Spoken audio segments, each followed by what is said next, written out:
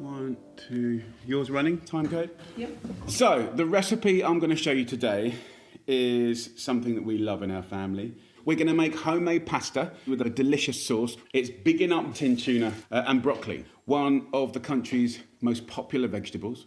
Very delicious, very nutritious. I'm not going to lie, it's the end of our shopping week again, and this broccoli has definitely seen better times, for sure. But I will take this slightly frumpy looking vegetable and we'll make it into a beautiful sauce. Now we're also going to make homemade pasta. You could do it with regular pasta dried, but I'm going to show you how to make homemade pasta. Okay, let's start the story off. I'm using a high-sided roasting tray today just so you guys can see what's going on in here. Use a casserole pan, okay? We're going to go in with some olive oil. We'll start off with some garlic. I think we want about 5 garlic cloves, give or take. I'm going to make enough sauce for 7 of us, and I might even have extra. So we're going to go in with the garlic. Then we're going to go in with dried chilies, just a little pinch. Now, as you've probably heard me say before, Jules doesn't eat onions, so I use leeks quite a lot, but you could use spring onions, you could use shallots, no trouble at all. Roughly slice those up. So in with the leeks. So a little pinch of salt. So just move these around and soften them up. We don't want any colour. Now, the reason that this pasta sauce is amazing and perfect for right now is because it's a very flexible sauce. You could use asparagus, courgettes, cauliflower, and you're going to turn it into like the most incredible intense sauce that's going to stick to your pasta. But the flavour is going to be like a slap round the face. It's going to be amazing. So as these start to soften, you can see these are softening now, right? What I want to do is add the next ingredient, which is tin tuna from our pantry. And actually, right now, for a lot of people, cupboard stores, I'm talking about tins, jars, all of that business, is really, really important. It works with tuna. I might use anchovies. I might use mackerel, all tinned, right? It works with all of them and it's delicious. Now, this is 190 grams. This will be enough for the 7 of us. I'll put everything in the tin in here. Also, don't go thinking that tin tuna is a sad thing. It really isn't, and it shouldn't be thought of as that. So my lovely camera assistant is now stirring, and I'm going to start slicing up the broccoli, and then I'll start adding it. How are you, Jules? Halfway through the week? I think we're getting used to it, aren't we? It's interesting, isn't it? Because we're all starting to get to know our kids. Like the teachers get our kids for like 8 hours of the day, and we think we know our kids, but of course, you know, only at the top and tail of the day. By the way, we can use the broccoli stalks. Do not throw those in the bin. These are going to be amazing. So in with the broccoli. And by the way, I'm wearing the shirt from the Naked Chef. Come on. I actually can't close the buttons.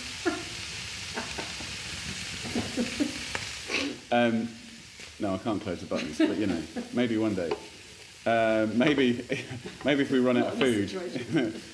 So look, back to the pasta sauce. It's been cooking for like 5 minutes. I'm going to use the same tin, and I'm going to put it in with water now, and I'll just give that a stir every now and again. Now, Buds, Petal, let's make some pasta and have some fun.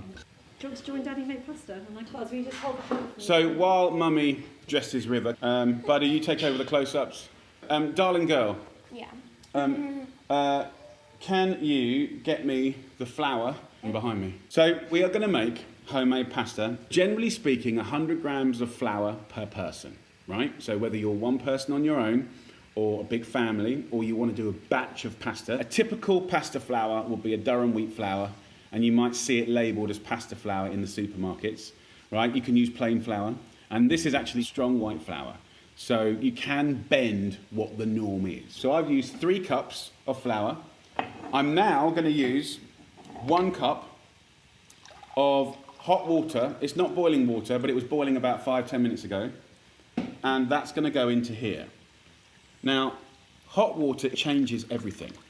By using hot water, you're just starting to evolve the protein in the flour. So you're sort of semi-cooking it, which gives you like a more pliable pasta. So I'm going to use a fork here to bring in the flour bit by bit. This is a really nice thing to do with your family. Actually, you do it. Just go around the edge. Yeah, go around the edges, slowly taking in more flour, right? And it will get thicker and thicker and thicker. When you make pasta, it's like opening a door to a world that is infinite in opportunity. And also, people love pasta. Do you love pasta? Mm-hmm. Do you love pasta? Yeah. I haven't met any kids that don't like pasta. So look, as this kind of gets thicker, see how this is almost like a batter now? We can start to get a bit more rough with it because the water's not going to spill out. I do not want to get my hand sticky, so that's why I'm kind of doing this. And then as it gets hard to use with the fork, then I might think about using my hand. It's not yet. Petal, can you stir that pasta sauce for me, darling? So look, I'm using my hands now. Can you see what's happened to this dough now? The dough now is sort of starting to look a little bit more like bread dough. I can hear River coming back. You bathed him in that time. Bath, brush teeth. We're ready to make Play-Doh, as he calls it. So what we want to do is just keep moving it until all this flour has gone. So by kind of moving it around, you expose more of the wet side, and then that sort of picks up the flour that's on here. It's so soft, this pan of flour. Pasta. That's it. So keep making. What we'll do, how about this? How about we have 3 balls each? Yeah. And then you all work on a ball, and then we do one big ball at the I got a end. big ball. So, just work it until you've really picked up all the flour. If it's a little bit sticky, add a little bit more flour. You basically want it to be a little bit like Play-Doh when you were a kid. Dad, it's a little bit sticky, mine. This is really sticky for his. Nice. Well, let's just keep. If I move it like this, it will become not sticky. See? Look, it picks up all that flour. Thank you. I'm trying to get a word in edgeways. What you'll end up with is a really pliable, elastic, Good buds. malleable dough that's ready to be shaped in any way. Okay, Honestly, River, how do try you feel it. about You'll this? love it. Rip, what do you reckon? Good. Now what we're going to do is we're going to put all the balls together and we're going to make one giant ball. So when you make a dough and you stretch and move it around, what you're doing is tightening and lengthening the gluten like this and making it elastic. Can you see how it's still moving? So when I stop moving it, see it retract. What we need to do now is let it just sit for about half an hour, right, to relax, because this is quite tight now. If you go and get me that little package behind me in a tea towel. So I've made some dough earlier. Dad, now can I fork? Yeah, fork it for the love of God.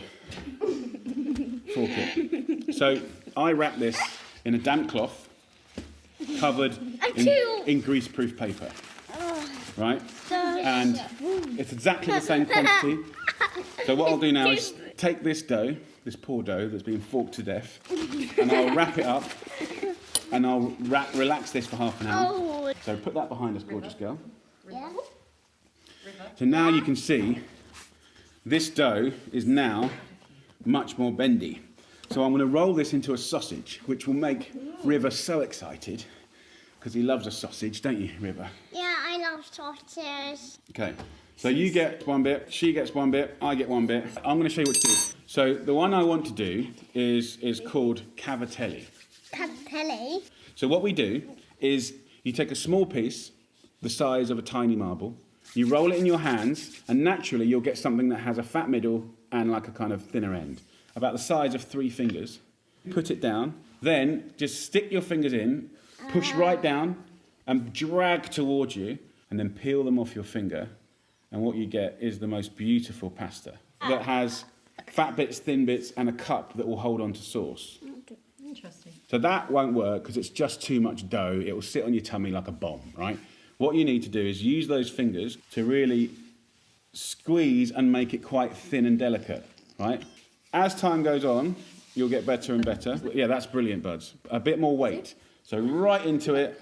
So push. Dad, I got my big one. Lovely. River's doing brilliantly. That will definitely work. These are really good, buds. Petal. That's like a perfect one. So, it does take a bit of time and a bit of practice. If one comes out and it's not quite right, so if we go back to one of the earlier ones and like, oh, that's a little bit too thick, right? Then I can go back to it and I can just fix it. Easy peasy. Now, what we will do now is you can let it dry. Now, if you let it dry in the sun or let it dry for a couple of days, once it's like rock solid dry, you can jar it up, just put a few rice grains in the bottom just to absorb any moisture, and that will stay dry for months and months, ready to be used. Absolutely. So you could just do Preserved. this for a rainy day and then just leave it. Yeah, there you go. homemade pasta and a broccoli sauce that you're going to love. I kind of failed on that one. Yeah, you can never fail. That's perfect. That's not fail. No, you got it. With that pasta sauce, we've simmered that for about 30-40 minutes, adding a little bit of water when we need to. Now we're going to balance it with cheese. I use Parmesan cheese, a nice big handful. You could use cheddar cheese if you want. And then I use a secret ingredient, which is lemon juice. A squeeze of lemon juice just works so well with the cheese. It's so, so good. And then we mash it with a potato masher. That makes a really rustic, delicious sauce. And then that is perfect with that steamy, bouncy, gorgeous fresh pasta. So we have the pasta and we have the sauce. Now we just got to cook it. Yeah. That goes in. We'll boil those for about 4 or 5 minutes. And when they float, they'll be ready to go. Sorry about the noise of the kids, that's life. Okay, so time to serve it up now. Then just mix the sauce up. You can see how the pasta shape grabs onto all that lovely sauce. And there you go. Beautiful homemade pasta with a broccoli, tuna and Parmesan sauce. Yum. Is it good? Yeah, so nice. Give us your plate, Sweepy.